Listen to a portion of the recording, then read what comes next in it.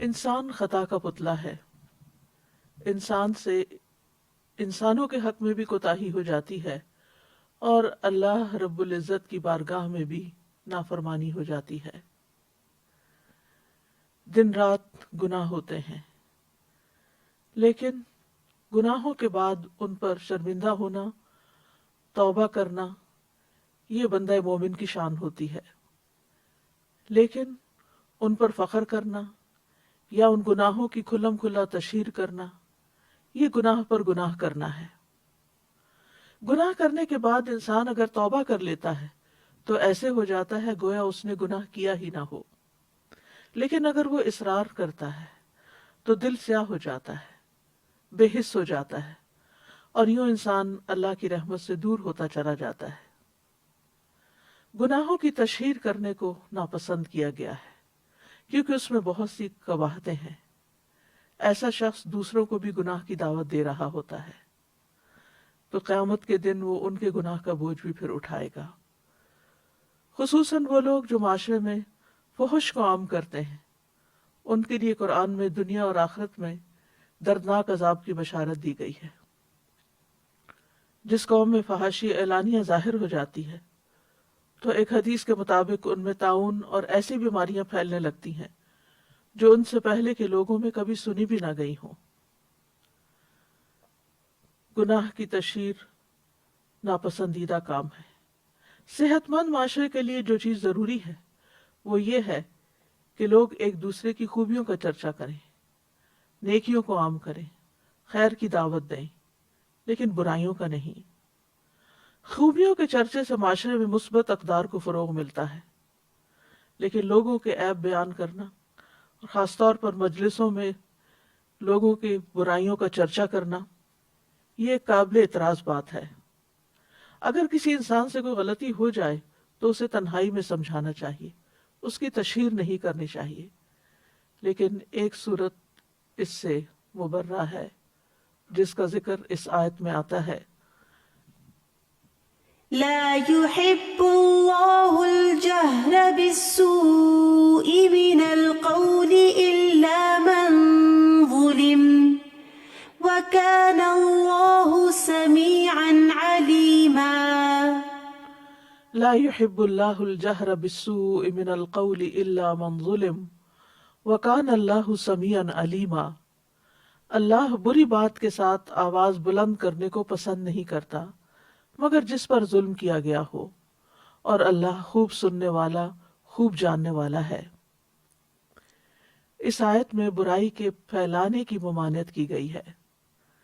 شریعت نے اس بات کی تاکید کی ہے کہ کسی کے اندر برائی دیکھو تو اس کا چرچا نہ کرو بلکہ تنہائی میں اس کو سمجھاؤ. تو لا يحب اللہ الجہر بالسوء من القول، اللہ بری بات کے ساتھ آواز بلند کرنے کو پسند نہیں کرتا. بالسوء میں کیا چیزیں ہیں؟ اس میں وہ تمام برے اقوال شامل ہیں جو تکلیف دہ اور غم پہنچانے والے ہیں. مثلاً ایک دوسرے کے ساتھ بدتمیزی سے پیش آنا، گالی گلوچ کرنا، تہمت لگانا، بد اخلاقی کا معاملہ کرنا. تو ایسے تمام اقوال سے منع کیا گیا ہے جنہیں اللہ تعالیٰ ناپسند کرتا ہے. اس کے برعکس اللہ تعالیٰ اچھی بات کو پسند کرتا ہے، مثلا ذکر الہی، اچھا نرم پاکیزہ کلام، دوسروں کے ساتھ اچھے طریقے سے پیش آنا. تو فرمائے کہ لا يحب اللہ الجہر بالسوء من القول الا من ظلم.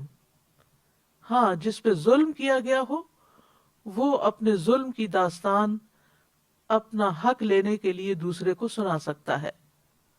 یعنی مظلوم کو ظلم کے اظہار کی رخصت ہے، یعنی وہ اپنے اوپر کیے جانے والے ظلم کا اظہار کر سکتا ہے. لہذا مظلوم کے لیے ظالم کے خلاف بد دعا کا اظہار کرنا جائز ہے. اسی طرح اگر وہ کسی سے ذکر کر سکتا ہے تاکہ اس کی مدد کی جا سکے تو اس کی بھی اجازت ہے. اسی طرح یہ ہے کہ اگر ظلم کی صورت میں کسی نے اس کو برا بھلا کہا ہے تو اس کو ویسا ہی جواب بھی دے سکتا ہے.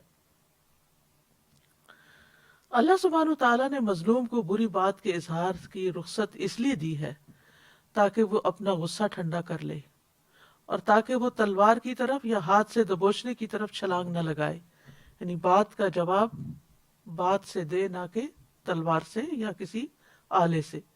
یہ ابن عاشور نے کہا ہے. حسن بصری کہتے ہیں مظلوم ظالم کو بد دعا نہ دے بلکہ کہے اے اللہ اس کے خلاف میری مدد کر، اے اللہ اس سے میرا حق نکلوا دے. تو بہرحال اپنا حق لینے کے لیے تو انسان اپنے اوپر ہونے والے ظلم کا ذکر کر سکتا ہے، لیکن اس کے باوجود معاف کر دینا اور ظلم و زیادتی میں مقابلہ نہ کرنا زیادہ بہتر ہے. برائی کو بیان کرنے کی کچھ اور استثنائی صورتیں بھی ہیں. حضرت عائشہ سے مروی ہے کہ ایک مرتبہ ایک آدمی نبی صلی اللہ علیہ وسلم کی خدمت میں حاضر ہوا. جب وہ اندر آیا تو نبی صلی اللہ علیہ وسلم نے اسے اپنے قریب کیا اور اپنے پاس بٹھایا. جب وہ چلا گیا تو عائشہ رضی اللہ عنہا نے عرض کیا اے اللہ کے رسول، کیا آپ نے اس شخص کے متعلق اس طرح نہیں فرمایا تھا؟ یعنی وہ ایک اچھا آدمی نہیں.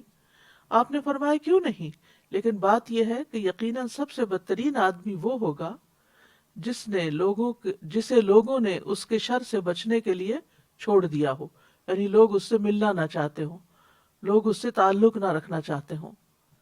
تو اس لیے ہمیں دوسروں کے ساتھ ایسا معاملہ نہیں کرنا چاہیے کہ لوگ ہم سے بھاگنا شروع کر دیں. اور آیت کے اختتام میں آتا ہے کہ اللہ سبحانہ وتعالیٰ سننے والا جاننے والا ہے، یعنی اللہ تعالیٰ کی دو صفات کا ذکر یہاں پر کیا گیا ہے. یعنی اس آیت کے اندر چونکہ اچھے اور برے اور مباح کلام کے احکام دیے گئے ہیں، تو اس لیے اللہ تعالیٰ نے آگاہ فرما دیا کہ وہ سننے والا ہے، تمہارے اقوال سنتا ہے، اس لیے ایسی بات کرنے سے بچو جو تمہارے رب کی ناراضگی کا باعث بنے اور وہ تمہیں اس پر سزا دے. تو اس سے اس آیت میں اچھی بات کہنے کی بھی ترغیب ملتی ہے کہ اللہ تعالیٰ سن رہا ہے. لہٰذا ہم کیا چاہیں گے کہ اللہ تعالیٰ اگر سن رہا ہے تو ہم کیسی بات کریں؟ وہ بات کریں جو اللہ کو پسند آ جائے، اور ان باتوں کو چھوڑ دیں کہ جو اللہ تعالیٰ سننا نہیں چاہتا، جو اللہ تعالیٰ کو پسند نہیں. اور علیمہ یعنی وہ تمہاری نیتوں کو جانتا ہے، تمہارے ارادوں کو جانتا ہے، تمہاری باتوں کو جانتا ہے، تمہارے اوپر ہونے والے ظلم کو جانتا ہے، اور اس ظلم کے جواب میں جو کچھ تم نے کیا اس کو بھی جانتا ہے. تو بہرحال اس آیت سے یہ بات واضح ہوتی ہے کہ مظلوم کو بدلہ لینے کی اجازت ہے.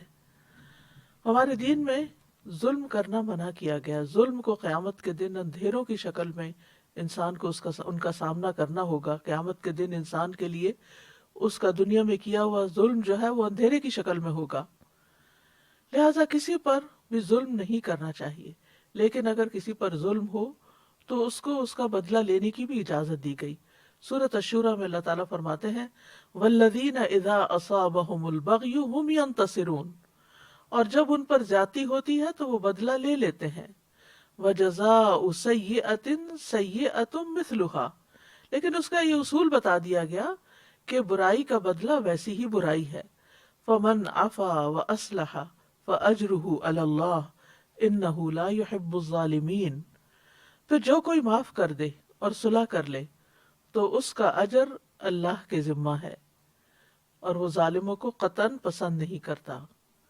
وَلَمَنِ انتصر بَعْدَ ظُلْمِهِ فَأُولَئِكَ مَا عَلَيْهِمْ مِنْ سَبِيلٍ، اور جو شخص ظلم ہونے کے بعد بدلہ لے لے تو اس پر کوئی الزام نہیں، یعنی اس کی کوئی پکڑ نہیں.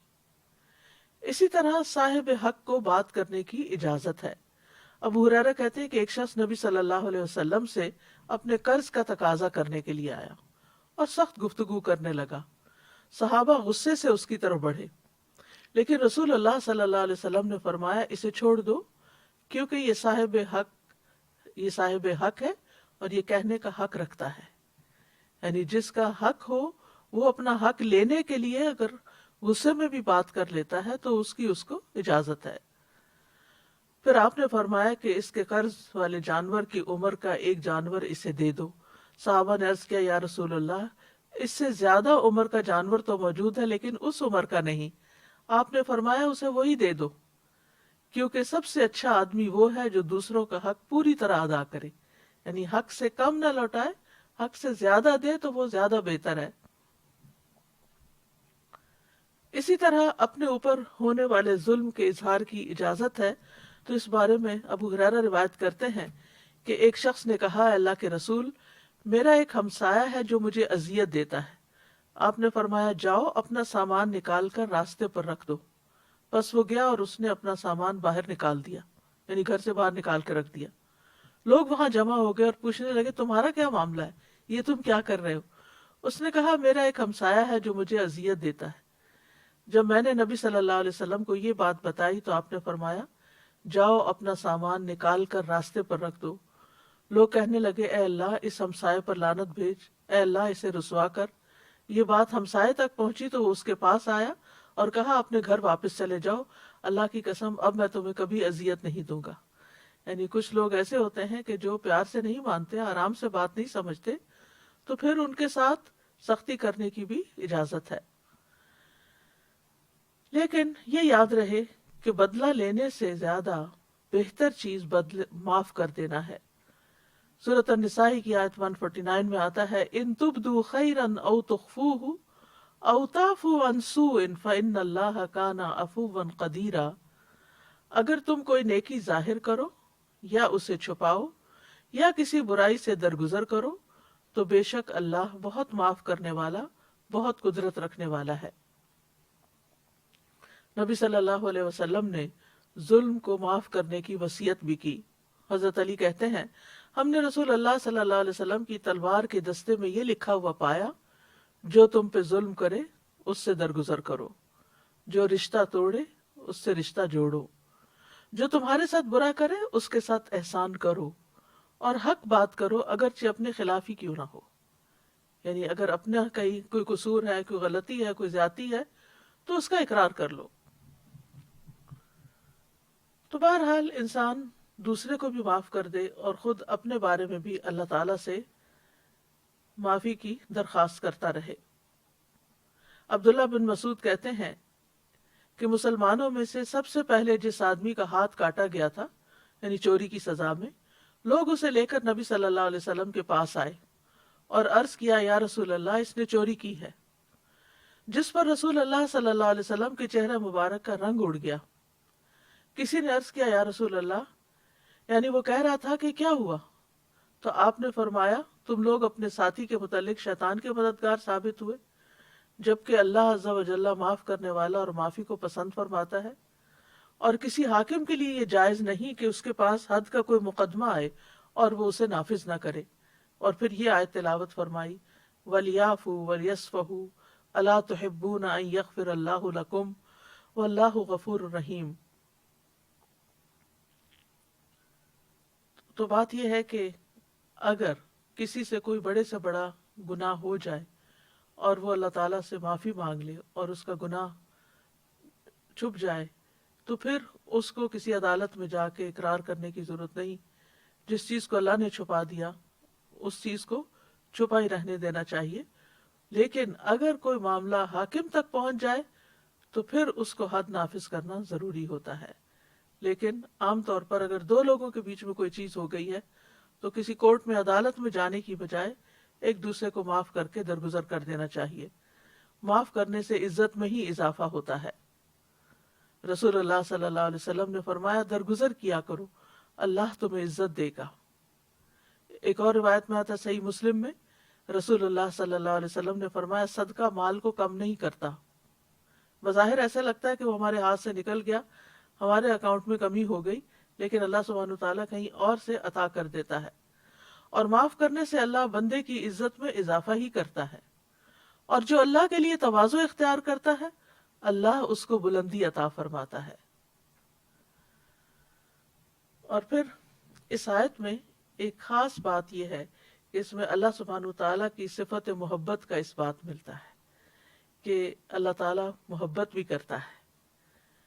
امام ابن تیمیہ کہتے ہیں کہ کتاب و سنت اور مسلمانوں کا اجماع ہے کہ اللہ اپنے مومن بندوں سے محبت کرتا ہے اور وہ اس سے محبت کرتے ہیں، جیسا کہ اللہ تعالیٰ کا فرمان ہے، والذین آمنوا اشد حبا للہ، ایمان والے سب سے زیادہ اللہ ہی سے محبت کرتے ہیں۔ اللہ سبحانہ وتعالیٰ کس سے محبت کرتا ہے؟ اللہ تعالیٰ محسنین سے محبت کرتا ہے، دوسروں پر احسان کرنے والوں سے، یعنی جو ہم سے اچھا نہ کرے ہم اس کے ساتھ اچھا کریں.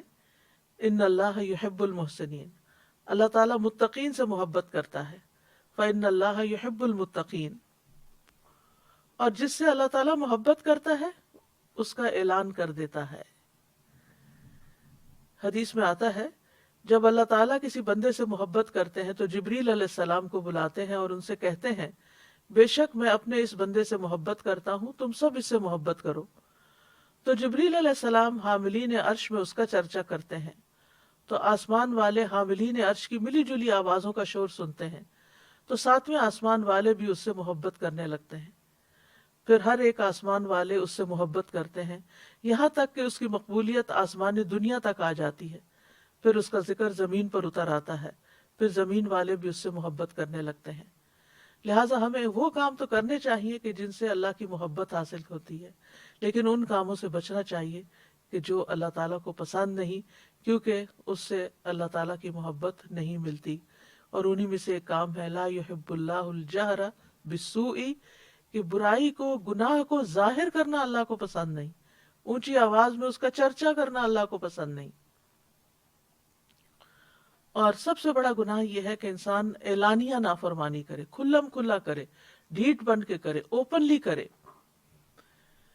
جب کوئی انسان علل اعلان گناہ کا ارتکاب کرتا ہے یا چھپ کر کرتا ہے اور اللہ تعالیٰ اس پہ پردہ ڈال دیتا ہے، لیکن وہ اللہ کے اس گناہ پہ پردہ ڈالنے کو کمتر سمجھتے ہوئے لوگوں کو بتانے لگتا، تو یہ چیز اللہ تعالیٰ کو سخت ناپسند ہے. اسی لیے اللہ تعالیٰ نے فرمایا لا یحب اللہ الجہر بالسوء من القول الا من ظلم، صرف مظلوم کو اجازت ہے ورنہ اجازت نہیں ہے. اور اس میں خاص طور پر جس چیز کو برا سمجھا گیا ہے وہ ہے گناہ کو ظاہر کرنا، کھلم کھلا کرنا، یعنی زبان سے کوئی گالی گلوچ مثلاً کرنا، یا عملی طور پر کوئی گناہ کر کے پھر اس کا اشتہار دینا یا اس پر فخر کرنا. ابو ہریرہ کہتے ہیں کہ میں نے رسول اللہ صلی اللہ علیہ وسلم کو فرماتے ہوئے سنا کہ میری تمام امت کو معاف کر دیا جائے گا سوائے کھلم کھلا گناہ کرنے والوں کے. اور گناہوں کو کھلم کھلا کرنے میں یہ بھی شامل ہے کہ ایک شخص رات کو کوئی گناہ کا کام کرے اور اس کے باوجود کہ اللہ نے اس کے گناہ کو چھپا دیا، مگر صبح ہونے پر وہ کہنے لگے اے فلاں میں نے کل رات فلاں فلاں برا کام کیا تھا. رات گزر گئی تھی، اس کے رب نے اس کا گناہ چھپائے رکھا، لیکن جب صبح ہوئی تو وہ خود اللہ کے پردے کھولنے لگا. اسی طرح ماضی کی کوئی غلطیاں ہو چکی ہوں، پرانے گناہ یاد ہوں، یا جن گناہوں پر انسان شرمندہ ہو، تو اس کا ذکر لوگوں سے نہیں کرنا چاہیے، کیونکہ بعض اوقات کوئی گناہ ہمارے دل پہ بوجھ بنتا ہے. وہ بوجھ کیوں بنتا ہے؟ تاکہ ہم توبہ کریں، تاکہ توبہ کر کے اللہ کو منا کے، اللہ کو راضی کر کے، اس کو ان گناہوں کو نیکیوں سے بدل کے ہم اس گناہ کے بوجھ سے آزاد ہوں. لیکن ہم اس بجائے اس کے کہ ہم توبہ کریں یا ہم اس گناہ کو دھونے کے لیے کوئی صدقہ خیرات کریں یا کوئی نوافل پڑھے یا کوئی ذکر اذکار کرے یا استغفار کرے، ہم لوگوں کو اپنی کہانیاں بتانا شروع کر دیتے ہیں. میں نے فلاں موقع پہ چوری کی اور فلاں موقع پہ زنا کیا اور فلاں موقع پہ ایسا کیا اور ویسا کیا. ان باتوں سے گریز کرنا چاہیے، ان ایسی باتوں کو معاشرے میں نہیں کرنا چاہیے، کیونکہ جو لوگ سنتے ہیں وہ بھی پھر وہ گناہ کرنے کو ہلکا سمجھنے لگتے ہیں اور ان کے لیے بھی گناہ آسان ہو جاتا ہے. ابن حجر کہتے ہیں کہ مجاہر سے مراد وہ شخص ہے جو اپنی نافرمانی کو ظاہر کرے. تو جو ہو چکا سو ہو چکا، اب اس کے اوپر اللہ سے توبہ کر کے رو رو کے معافی مانگ لی جائے، لیکن اعلان نہ کیا جائے، مجاہر نہ بنا جائے. تو گناہ کے اظہار کی 3 اقسام ہیں. اس میں ایک تو مجاہرہ ہے، یعنی گناہ کا اظہار کرنا، یعنی اس میں مجاہرہ میں ایک تو کھلم کھلا گناہ کرنا اور دوسرا نافرمانی جس کو اللہ نے چھپایا اس کو ظاہر کرنا. یعنی گویا ایک شخص فخر کا اظہار کرتے ہوئے یا اللہ کے پردہ ڈالنے کو حقیر سمجھتے ہوئے لوگوں کو اپنا گناہ بتاتا ہے. تو ایسے لوگ اللہ تعالیٰ کے درگزر اور معافی سے فائدہ نہیں اٹھاتے.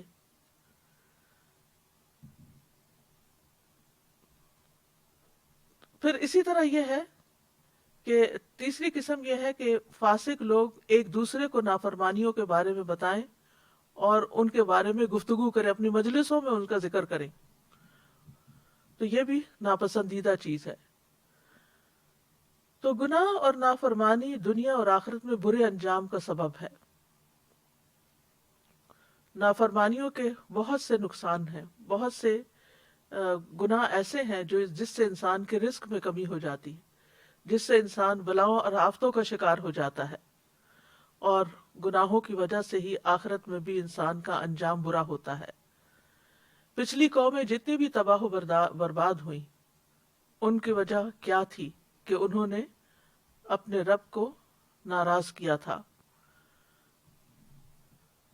تو اس میں ہم دیکھتے ہیں کہ وہ کیا چیز تھی، سوچنا چاہیے کہ وہ کیا چیز تھی جس نے آدم علیہ السلام کو جنت سے نیچے اتروا دیا، وہ کیا چیز تھی جس نے قوم نوح کو ڈبو دیا، وہ کیا تھا جس نے قوم عاد کو ایک تیز و تند سرکش آندھی سے ہلاک کر دیا، وہ کیا چیز تھی جس نے قوم سمود کو کڑک کے عذاب سے ہلاک کر دیا، کس چیز نے قوم لوط کی بستیوں کو الٹا دیا اور اس کے بعد ان پر آسمان سے پتھر برسائے گئے۔ یاد رکھیے قوم لوط پر ایک نہیں 5 عذاب آئے تھے۔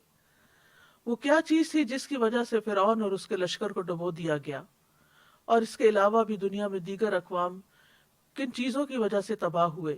وہ دراصل ان کا گناہ کرنا اور کھلا گناہ کرنا تھا۔ ابن بطال کہتے ہیں گناہ کے اظہار کرنے میں اللہ اور اس کے رسول اور نیک مومنوں کے حق کو حقیر جاننا ہوتا ہے، اس میں ایک طرح سے ان کی مخالفت کرنا بھی ہے، اور گناہوں کو چھپانا ان کو ہلکا سمجھنے سے بچنا ہے۔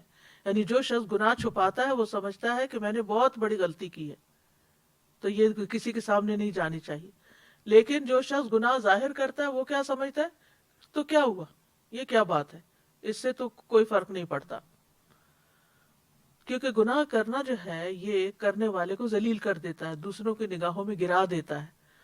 تو آپ دیکھیے کہ کوئی شخص اس بات سے بھی نہ ڈرے کہ میں نے غلط کیا اور مجھے لوگ کیا کہیں گے، اور وہ اس پر فخر کر کے اس کو نشر کر رہا ہے۔ پھر اسی طرح یہ ہے کہ اگر وہ ایسے گناہ ہوں جن پر حد قائم ہوتی ہے تو پھر وہ حد لگنے کا موجب بن جاتے ہیں۔ اگر چوری کر کے اللہ نے چھپا دیا معاملہ تو اللہ سے معافی مانگے، جو بھی طریقہ ہو کہ گناہ معاف ہو جائے، لیکن اگر وہ آ کے ظاہر کر دیتا ہے، لوگوں کو بتا دیتا ہے، تو اگر کہیں پر حد جاری ہوتی ہے، اس کا ہاتھ کٹ جاتا ہے، تو یہ اس کی اپنی غلطی ہے ایک طرح سے کہ ایک گناہ کیا اور اس کے بعد پھر اس کو ظاہر بھی کیا۔ پھر اسی طرح یہ ہے کہ اگر ایسے گناہ ہوں جن پہ حد نہیں لگتی تو تعزیر لگنے کا موجب ہو سکتے ہیں۔ پھر اسی طرح یہ ہے کہ انسان دوسروں کے لیے گناہ کے راستے ہموار کر دیتا ہے۔ ابو ہریرہ کہتے ہیں کہ رسول اللہ صلی اللہ علیہ وسلم نے فرمایا، جس شخص نے ہدایت کی دعوت دی اس سے ہدایت کی پیروی کرنے والوں کے اجر کے برابر اجر ملے گا اور ان کے اجر میں کوئی کمی نہیں ہوگی، اور جس نے گمراہی کی دعوت دی، اور یہ کھلا گناہوں کو مزے لے لے کے بیان کرنا جو ہے یہ ایک طرح سے گمراہی کی دعوت دینا ہے کہ تم بھی کر لو، ہم نے کیا کچھ نہیں ہوا تو تم بھی کر سکتے ہو، اس پر اس کی پیروی کرنے والوں کے برابر گناہ کا بوجھ ہوگا اور ان کے گناہوں میں کوئی کمی نہیں ہوگی۔ پھر اسی طرح شریعت نے ہمارے لیے کچھ ہر معاملے میں زندگی کے کچھ حدود رکھی ہیں جن کی پاسداری ضروری ہے۔ ان میں حرام کاموں کا ارتکاب ہے، خواہ وہ کسی بھی نوعیت کے ہوں، تو ان چیزوں سے بھی بچنے کی ضرورت ہے۔ مثال کے طور پر آپ دیکھیے جیسے عورتوں کا زیب و زینت کے ساتھ بازاروں میں جانا، نان محرم لوگوں کے سامنے آنا، تو اب اگر کوئی شخص یہ کھلا بغیر پرواہ کیے ہوئے نکل رہا ہے تو وہ بھی ایک طرح سے عملی طور پر گناہ کو ظاہر کر رہا ہے۔ اسی طرح کھلا شراب پینا، کہ اس ملک میں تو کوئی پابندی نہیں، کوئی روک ٹوک نہیں، لیکن یہ ہے کہ اگر تم مسلمان ہو اور تم ایسا کام کر رہے ہو سب کے سامنے، تو اس کا یہ مطلب نہیں کہ چھپ کے کرتا رہے، نہیں، چھپ کے کرنا بھی منع ہے، کیونکہ چھپ کے کرنا اس لحاظ سے اور برا ہے کہ اللہ سبحانہ وتعالیٰ دیکھتا ہے۔ لیکن یہاں مطلب یہ ہے کہ جب انسان کھلا بیچ بازار کے کوئی کام کر رہا ہوتا ہے تو جتنے بھی راہ گزر لوگ ہوتے ہیں وہ اس سے انسپائر ہوتے ہیں اور پھر وہ بھی ان گناہوں میں ملوث ہو جاتے ہیں. پھر اس آیت سے یہ بات بھی دیکھنے کی ہے کہ اللہ تعالیٰ کے ناپسندیدہ اقوال کون سے ہیں. اس میں سب سے پہلے غیبت آتی ہے. غیبت جو ہے یہ ایک بہت کبیرہ گناہ ہے. قرآن مجید میں آتا ہے وَلَا يَغْتَبْ بَعْضُكُمْ بَعْضًا أَيُحِبُّ أَحَدُكُمْ أَن يَأْكُلَ لَحْمَ أَخِيهِ مَيْتًا فَكَرِهْتُمُوهُ وَاتَّقُوا اللَّهَ إِنَّ اللَّهَ تَوَّابٌ رَحِيمٌ. اور تم میں سے کوئی کسی دوسرے کی غیبت نہ کیا کرے. کیا تم میں سے کوئی پسند کرتا ہے کہ اپنے بھائی کا گوشت کھائے جبکہ وہ مردہ ہو؟ تم اسے ناپسند کرتے ہو. اور اللہ سے ڈرو، یقیناً اللہ بہت توبہ قبول کرنے والا نہایت رحم والا ہے. نبی صلی اللہ علیہ وسلم نے بھی فرمایا تھا اے ان لوگوں کی جماعت جو صرف زبان سے ایمان لائے ہو، ان کے دلوں میں ایمان داخل نہیں ہوا، مسلمانوں کی غیبت مت کیا کرو، کیونکہ جس کے اندر ایمان ہوتا ہے وہ اپنی زبان برائی کے ساتھ نہیں کھول سکتا. اور نہ ان کی عزت و آبرو کے درپے ہوا کرو، یعنی ان کے بارے میں بری باتیں کر کے ان کی عزت کو دوسرے کی نگاہ میں پامال نہ کیا کرو. اس لیے کہ جو کسی کی عزت کے درپے ہوتا ہے اللہ اس کی عزت کے درپے ہو جاتا ہے، اور جس کی عزت کے درپے اللہ ہو جائے تو اس کو اس کے گھر میں ہی رسوا کر دیتا ہے. پھر اسی طرح چغلی کھانے سے منع کیا گیا ہے. چغلی وہ ہوتی ہے کہ جس میں ایسی بری بات کسی کی دوسرے کو بتائی جائے کہ دو لوگوں کے درمیان نفرت پیدا ہو جائے، آپس میں دوستی ختم ہو جائے، تعلق ختم ہو جائے. عبد الرحمن بن غنم کہتے ہیں اللہ کے بہترین بندے وہ ہوتے ہیں، یعنی عبد الرحمن بن غنم نبی صلی اللہ علیہ وسلم سے روایت کرتے ہیں کہ اللہ کے بہترین بندے وہ ہوتے ہیں کہ انہیں دیکھ کر اللہ یاد آ جائے، اور اللہ کے بدترین بندے وہ ہوتے ہیں جو چغل خوری کرتے ہیں، دوستوں کے درمیان جدائی پیدا کر دیتے ہیں، باغی، بیزار اور سرکش ہوتے ہیں.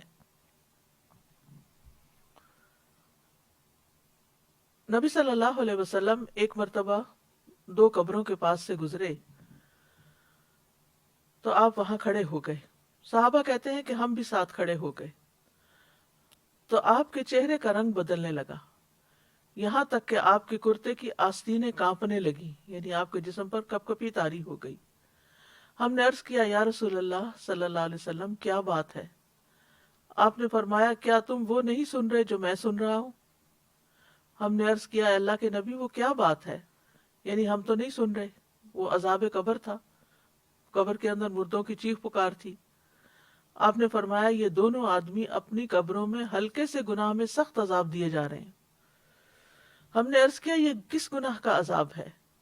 فرمایا ان میں سے ایک تو پیشاب کی چھینٹوں سے پرہیز نہیں کرتا تھا، یعنی پیشاب کرتے ہوئے اپنی پاکی ناپاکی کا خیال نہیں کرتا تھا، اور دوسرا لوگوں کو اپنی زبان سے تکلیف پہنچاتا تھا اور ان میں چغل خوری کیا کرتا تھا، یعنی ایسی باتیں کرتا تھا کہ جس سے دوسروں کو تکلیف ہو اور آپس میں لڑائیاں فساد ہوں. اس میں آپ دیکھیے کہ خود گھریلو زندگی کے اندر قریب کے رشتوں میں ایسی چیزیں بہت پائی جاتی ہیں. بعض اوقات بہو ساس کے خلاف شوہر کے کان بھر رہی ہوتی ہے، بعض اوقات ساس بہو کے خلاف بیٹے کے کان بھر رہی ہوتی ہے. چھوٹی چھوٹی باتوں کو بہت بڑھا چڑھا کے پیش کیا جا رہا ہوتا ہے. اگر کسی کو منع کیا جائے تو وہ کہتے ہیں میں کون سا غلط بات کر رہی تھی، میں بھی تو وہی بات کر رہی تھی جو اس میں تھی. یہی تو غیبت ہے، یہی تو غیبت ہے. اگر وہ بات اس میں نہ ہو تو یہ بہتان بن جاتی ہے جو اس سے بھی بڑا گناہ ہے. اسی طرح کسی کی عیب جوئی نہیں کرنی چاہیے کہ چھوٹے چھوٹے نقص نکال کے اس کو بتا کے تم یہ کیوں کرتے ہو، تمہارے اندر یہ غلط بات ہے. ہاں اگر آپ ایک والدہ ہیں تو اپنے بچے کو سمجھانے کے لیے کر سکتی ہیں، اپنے کسی ساتھی کو آسان انداز میں بتا سکتی ہیں، لیکن دوسروں کو برا بھلا کہنا سامنے یا پیچھے یہ درست نہیں. رسول اللہ صلی اللہ علیہ وسلم نے فرمایا اگر کوئی شخص تمہیں برا بھلا کہے اور تمہیں تمہاری کسی بات پر جو وہ جانتا ہو آر دلائے تو تم اس کے عیب پر جو اس میں ہو اسے آر مت دلانا. بلا شبہ اس کا وبال اسی پر ہوگا. یعنی بعض اوقات ہمیں دوسروں کی خامی کا، کمی کا، کوتاہی کا پتہ ہوتا ہے، اور ہم بات کرتے ہوئے اس کو وہ یاد کرا کے بات کرتے ہیں تاکہ وہ دوسرا جو ہے وہ ہمارے کنٹرول میں رہے. یہ بلیک میلنگ ہوتی ہے نا کہ اگر کسی کی کوئی غلطی آپ کو پتا ہے، یہ گناہ آپ کو پتا ہے، تو آپ اس کو بار بار یاد کراتے رہیں کہ چپ ہو جاؤ ورنہ میں فلاں تمہارا راز کھول دوں گی. پھر اسی طرح دوسروں کو تانا دینا، یہ بھی ناپسندیدہ چیز ہے. قرآن مجید میں آتا ہے وَيْلٌ لِكُلِّ هُمَزَةٍ لُمَزَةٍ، بڑی ہلاکت ہے ہر بہت تانا دینے والے، بہت عیب لگانے والے کے لیے. عبداللہ بن مسعود کہتے ہیں کہ رسول اللہ صلی اللہ علیہ وسلم نے فرمایا مومن لان تان کرنے والا فحش گو اور بےہودہ گو نہیں ہوتا. اسی طرح آپ نے ایک اور جگہ پر صحیح بخاری کی روایت ہے فرمایا جس نے کسی مومن پر لعنت بھیجی تو یہ اس کو قتل کرنے کے برابر ہے، اور جو شخص کسی مومن پر کفر کا الزام لگائے تو یہ بھی اس کے قتل کرنے کے برابر ہے. یہ معمولی الزامات نہیں، معمولی تانے نہیں ہیں. پھر اسی طرح کسی کی بے عزتی کر دینا، لوگوں کے سامنے دوسرے کو رسوا کر دینا، یہ بھی اللہ تعالیٰ کو پسند نہیں. نبی صلی اللہ علیہ وسلم نے فرمایا بے شک سب سے بڑا سود یہ ہے کہ انسان ناحق کسی کی مسلمان کی عزت سے کھیلے. ایک اور روایت میں آتا ہے کسی کی آبرو ریزی کرنا سب سے بڑا سود ہے. پھر اسی طرح زبان سے اذیت دینا دوسروں کو، یہ بھی اللہ تعالیٰ کو پسند نہیں. ابو ہریرہ کہتے ہیں کہ ایک آدمی نے عرض کیا یا رسول اللہ فلاں عورت کثرت سے نماز، روزہ اور صدقہ کرنے میں مشہور ہے، لیکن وہ اپنی زبان سے اپنے پڑوسیوں کو ستاتی ہے. آپ نے فرمایا وہ جہنمی ہے. پھر اس نے کہا یا رسول اللہ صلی اللہ علیہ وسلم فلاں عورت نماز، روزہ اور صدقہ کی کمی میں مشہور ہے، وہ صرف پنیر کے چند ٹکڑے صدقہ کرتی ہے لیکن اپنی زبان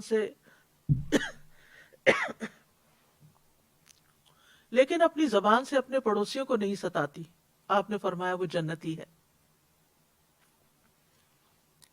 پھر اسی طرح بہت زیادہ باتیں کرنا اور دوسرے کے سر چڑھ جانا، زبان آوری کرنا، اس کے بارے میں رسول اللہ صلی اللہ علیہ وسلم نے فرمایا یقیناً اللہ عز و جل ایسے آدمی سے غصے ہوتا ہے جو بہت باتیں بنائے، جو اپنی زبان کو ایسے چلائے جیسے گائے اپنی زبان چلاتی، یعنی لپیٹ لپیٹ کے گھاس کھاتی ہے. اسی طرح فحش باتیں کرنا، یہ بھی اللہ تعالیٰ کو ہرگز پسند نہیں. حدیث میں آتا ہے فحش گوئی اور زیادہ باتیں کرنا نفاق کے 2 شعبے ہیں. پھر اسی طرح گالی گلوچ کرنا. رسول اللہ صلی اللہ علیہ وسلم نے فرمایا بے شک اللہ نے میری طرف وحی نازل فرمائی ہے کہ تواضع اختیار کرو، کوئی کسی کے خلاف سرکشی نہ کرے اور نہ کوئی کسی پر فخر کرے. تو میں نے عرض کیا اے اللہ کے رسول اگر کوئی مجھے ایسے مجمع میں گالی دے جو لوگ حیثیت میں مجھ سے کم ہوں، اس پر میں اسے جواب دوں تو کیا پھر بھی مجھے گناہ ہوگا؟ آپ نے فرمایا 2 گالی گلوچ کرنے والے 2 شیطان ہوتے ہیں، ایک دوسرے کی آبرو ریزی کرتے ہیں، یعنی اس کی عزت پامال کرتے ہیں اور جھوٹ بولتے ہیں. پھر اسی طرح لڑائی جھگڑا کرنا، یہ بھی اللہ تعالیٰ کو سخت ناپسند ہے. بے شک اللہ کے ہاں سب سے ناپسندیدہ آدمی وہ ہے جو سخت جھگڑالو ہو. پھر کیل و کال، بحث مباحثہ کرنا. نبی صلی اللہ علیہ وسلم نے فرمایا اللہ تمہارے لیے 3 باتیں پسند نہیں کرتا، بلا وجہ کی گپ شپ، مال کو ضائع کرنا اور کثرت سوال، یعنی بحث مباحثے کے لیے. پھر اسی طرح لایانی گفتگو کرنا، یہ بھی اللہ کو پسند نہیں. اور اچھا اسلام کون سا ہے جس میں انسان لایانی باتوں سے پرہیز کرے جن کا کوئی مطلب مقصد ہی نہیں. رسول اللہ صلی اللہ علیہ وسلم نے فرمایا انسان کے اسلام کی خوبی یہ ہے کہ وہ بے فائدہ چیزوں کو چھوڑ دے. پھر گناہوں کو کھلم کھلا بیان کرنا جو ہے یہ بھی سخت ناپسندیدہ ہے. آپ صلی اللہ علیہ وسلم نے فرمایا میری تمام امت کو معاف کر دیا جائے گا سوائے گناہوں کو کھلم کھلا کرنے والوں کے. اور گناہ کو کھلم کھلا کرنے میں یہ بھی شامل ہے کہ ایک شخص رات کو کوئی گناہ کا کام کرے اس کے باوجود کہ اللہ نے اس کا گناہ چھپا دیا ہو، مگر صبح ہونے پہ کہنے لگے کہ اے فلاں میں نے کل رات فلاں فلاں برا کام کیا تھا. رات گزر گئی تھی اور اس کے رب نے اس کا گناہ چھپا دیا تھا، لیکن جب صبح ہوئی تو وہ خود اللہ کے پردے کو کھولنے لگا. پھر اسی طرح یہ ہے کہ کسی کے اوپر فتوے جاری کرنا کہ اللہ تمہیں نہیں بخشے گا. 2 لوگ تھے بنی اسرائیل میں، ایک دوسرے کے بھائی بنے ہوئے تھے. ان میں سے ایک بہت گناہگار تھا اور دوسرا عبادت میں خوب کوشش کرتا تھا. عبادت گزار آدمی ہمیشہ دوسرے بھائی کو گناہ کرتے ہوئے دیکھتا اور اس سے کہتا کہ رک جاؤ. ایک روز اس نے کوئی گناہ کرتے ہوئے اس کو دیکھا تو اس سے کہا کہ اس گناہ سے رک جاؤ. گناہگار نے کہا مجھے میرے رب کے ساتھ چھوڑ دو، کیا تم مجھ پہ نگران بنائے گئے ہو؟ اس نے کہا کہ اللہ کی قسم اللہ تمہاری مغفرت نہیں کرے گا، یا یہ کہا کہ اللہ تمہیں جنت میں داخل نہیں کرے گا. چنانچہ دونوں کو مار دیا گیا، روحیں قبض کر لی گئیں. دونوں رب العالمین کے ہاں جمع ہوئے تو اللہ نے اس عبادت میں کوشش کرنے والے سے فرمایا کیا تو مجھے جانتا تھا؟ جو میرے ہاتھ میں ہے تجھے اس پر قدرت حاصل تھی. اور پھر گناہگار سے فرمایا جاؤ میری رحمت سے جنت میں داخل ہو جاؤ. اور دوسرے کے متعلق فرمایا کہ جاؤ آگ میں داخل ہو جاؤ. یعنی اتنے سالوں کی عبادت جو تھی وہ اس کے کام نہ آئی. اس کے برعکس وہ شخص جو اللہ سے ڈرتا تھا، معلوم نہیں اس کی کیا مجبوری تھی، تو اللہ نے اپنی رحمت سے اس کو معاف کر دیا.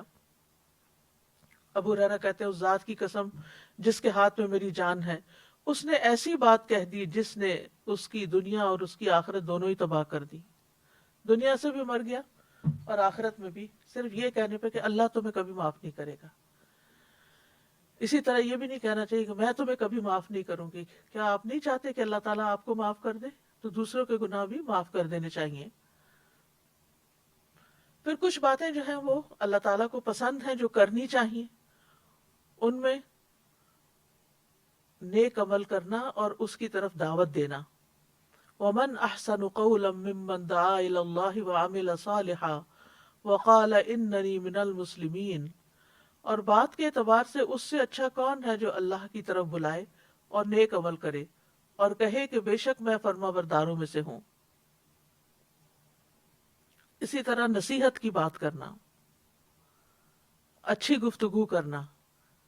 سورۃ بنی اسرائیل میں آتا ہے وَقُلْ لِعِبَادِي يَقُولُوا الَّتِي هِيَ أَحْسَنُ إِنَّ الشَّيْطَانَ يَنزَغُ بَيْنَهُمْ إِنَّ الشَّيْطَانَ كَانَ لِلْإِنسَانِ عَدُوًّا مُبِينًا. اور میرے بندوں سے کہہ دو وہ بات کہیں جو سب سے اچھی ہو، وہ بات کہیں جو سب سے اچھی ہو، بے شک شیطان ان کے درمیان جھگڑا ڈلواتا ہے. بے شک شیطان انسان کا کھلا دشمن ہے. پھر اسی طرح ہمارے دین میں اچھی بات کو صدقہ کہا گیا. نبی صلی اللہ علیہ وسلم نے فرمایا اچھی بات بھی صدقہ ہے. حکیم کہتے ہیں کہ جس میں 3 اوصاف پائے جائیں وہ نیکی کو پہنچ جاتا ہے. نمبر 1 سخاوت، نمبر 2 تکلیف پر صبر، اور نمبر 3 عمدہ کلام کرنا. وہ آتا نا کہ تم نیکی کو پا نہیں سکتے جب تک کہ تم یہ اور یہ کام نہ کرو. یہاں یہ بتا دیا گیا کہ یہ لوگ اس طرح کی یعنی وہ تو نہیں کر سکتے لیکن اس طریقے سے اجر کما سکتے ہیں. پھر نرم گفتگو کرنا جو ہے جنت میں لے جانے والے کاموں میں سے ہے. نبی صلی اللہ علیہ وسلم نے فرمایا جنت میں ایک منزل ایسی ہے جس کا اندر باہر سے اور باہر اندر سے نظر آتا ہے. ابو موسیٰ اشعری نے پوچھا اللہ کے رسول وہ کس کو ملے گی؟ فرمایا جو گفتگو میں نرمی کرے، کھانا کھلائے، اور رات کو جب لوگ سو رہے ہوں تو اللہ کے لیے قیام کرے. پھر اسی طرح نبی صلی اللہ علیہ وسلم کے بارے میں آتا ہے کہ وہ بد زبان اور فحش گو نہیں تھے. آپ فرمایا کرتے تھے تم میں سب سے بہتر شخص وہ ہے جس کے اخلاق سب سے اچھے ہوں. اور مومن تو ہوتا ہی وہ ہے جس کے ہاتھ اور زبان سے دوسرے سلامت رہیں۔ عبداللہ بن مسعود کہتے ہیں میں نے رسول اللہ صلی اللہ علیہ وسلم سے پوچھا، اے اللہ کے رسول، اعمال میں سب سے افضل عمل کون سا ہے؟ آپ نے فرمایا نماز کو اس کے وقت پر پڑھنا۔ پھر کہا پھر کون سا اے اللہ کے رسول؟ فرمایا یہ کہ لوگ تمہاری زبان سے محفوظ رہیں، یعنی تمہاری زبان سے کسی کو تکلیف نہ پہنچے۔ پھر اسی طرح آپ نے فرمایا میں ذمہ دار ہوں جنت میں ایک جانب محل کا اس شخص کے لیے جو حق پہ رہتے ہوئے جھگڑا چھوڑ دے، یعنی حق اس کا ہے لیکن وہ ختم کر دے، بھلا دے اس کو، اور جنت کے درمیان میں ایک محل اس کا ہے جو مزاح میں بھی جھوٹ چھوڑ دے، اور جنت کی اعلیٰ منازل میں ایک محل ہے اس شخص کے لیے جو اپنے اخلاق کو عمدہ بنا لے۔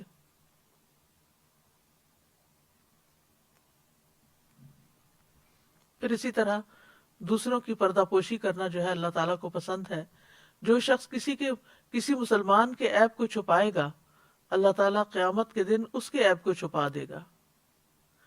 پھر لغو سے اجتناب کرنا، یعنی بیہودہ بیکار باتیں جو حق سے دور کرنے والی ہیں ان سے منہ موڑ لینا۔ اور پھر حقیقت یہ ہے کہ انسان کو اللہ سبحانہ تعالیٰ سے دعا بھی کرنی چاہیے، کیونکہ بہت سی ارادے انسان باندھتا ہے، نیت کرتا ہے، جب اس طرح کی کوئی کلاس اٹینڈ کرتا ہے، بہت سی وہ احادیث سننے کو مل جاتی ہیں، تو انسان واپس جا کر ان پر ریلیکس ہو جاتا ہے اور وقتی طور پر ہی عمل کرتا ہے، لیکن بعد میں پھر ان کو بھول جاتا ہے۔ تو اس کے لیے دعا بہت فائدہ مند ہے۔ ان میں سے اللہ کے پسندیدہ کاموں کی توفیق کی دعا مانگنا، رب اوزعنی ان اشکر نعمتک التی انعمت علی وعلی والدی وان اعمل صالحا ترضاہ وادخلنی برحمتک فی عبادک الصالحین۔ اے میرے رب مجھے توفیق دے کہ میں تیری نعمت کا شکر ادا کروں جو تو نے مجھ پر اور میرے ماں باپ پر کی ہے، اور یہ کہ میں نیک عمل کروں جسے تو پسند کرے، اور اپنی رحمت سے مجھے اپنے نیک بندوں میں داخل فرما لے۔ پھر زبان کی درستگی کی دعا کرتے رہنا چاہیے، اللہم اہد قلبی وسدد لسانی واسلل سخیمۃ قلبی واسلل سخیمۃ قلبی۔ اے اللہ میرے دل کو رہنمائی عطا فرما، میری زبان کو درستگی عطا فرما، اور میرے دل کو کینے کو دور کر دے۔ پھر دوسروں پر ظلم کرنے سے پناہ مانگنی چاہیے، اللہم انی اعوذ بک من الفقر والقلۃ والذلۃ واعوذ بک من ان اظلم او اظلم۔ اے اللہ میں فقر و فاقہ، قلت اور ذلت سے تیری پناہ میں آتا ہوں، اور اس بات سے تیری پناہ میں آتا ہوں کہ میں کسی پر ظلم کروں یا کوئی مجھ پہ ظلم کرے۔ پھر اسی طرح اگر غصے میں آ جائے انسان اور کسی پر زیادتی کر بیٹھے خود، تو اس صورت میں اس کو دعا کرنی چاہیے کہ اے اللہ جس مومن کو میں تکلیف دوں یا اس کو برا کہوں یا اسے سزا دوں، تو اسے اس کے لیے کفارہ اور باعث قرب بنا دے کہ وہ قیامت کے دن قیامت کے دن وہ تیرے سے قریب ہو۔ پھر اسی طرح غصے کی حالت میں حق بات کہنے کی توفیق مانگنی چاہیے، وَأَسْأَلُكَ كَلِمَةَ الرِّضَى فِي الْغَضَبِ وَأَسْأَلُكَ كَلِمَةَ الْحَقِّ فِي الرِّضَى وَالْغَضَبِ۔ اے اللہ خوشی اور غصے کی حالت میں حق بات کہنے کی توفیق عطا فرما۔ اور کرنے کے کام یہ ہے کہ اگر کوئی ظلم کرتا ہے تو اس کو معاف کر دیں، لوگوں سے درگزر سے کام لیں، جو کچھ ان کے پاس ہے ان پہ نظر نہ رکھیں۔ پھر اسی طرح اگر کوئی ہمارے ساتھ برائی کرے تو اس کا جواب احسن طریقے سے دیں، جاہلوں سے اعراض کریں، اپنی زبان کی حفاظت کریں، فائدے کی بات کریں ورنہ خاموش رہیں، زبان سے اللہ کی پسند ہی کی بات نکلے، لا یعنی اور بیکار گفتگو سے بچیں، کسی کے تکلیف پہنچانے پر اس کے لیے دعائے خیر کر دیں، تکلیف دینے والوں سے بدلہ نہ لیں اور ان سے خیر کی توقع رکھیں. ظالم کے حق میں بھی دعائے خیر کر دیں کہ اللہ سبحانہ تعالیٰ اس کو بھی ظلم سے باز آنے کی توفیق عطا فرمائے. وآخر دعوانا ان الحمد للہ رب العالمین. سبحانک اللہم وبحمدک اشہد ان لا الہ الا انت استغفرک واتوب الیک. اللہ اکبر اللہ اکبر اللہ اکبر لا الہ